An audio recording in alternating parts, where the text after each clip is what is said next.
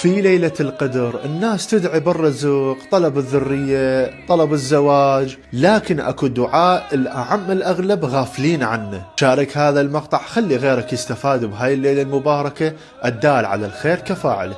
اجى أحد الأصحاب إلى رسول الله صلى الله عليه وآله، قال له: يا رسول الله، إذا الله سبحانه وتعالى انطاني عمر وأدركت ليلة القدر، بشنو أدعي؟ قال رسول الله صلى الله عليه وآله: رسول الله قال له: العافية.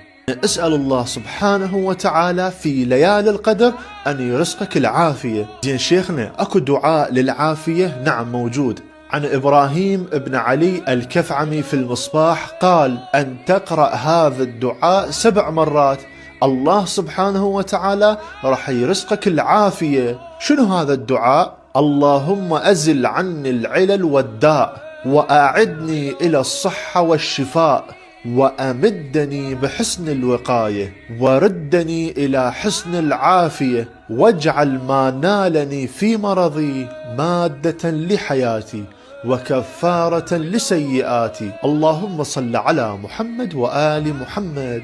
هذا الدعاء البسيط تقوله بليالي القدر، يعني الثلاثاء بالليل، الخميس بالليل، تقوله 7 مرات، الله سبحانه وتعالى راح يرزقك العافية إن شاء الله.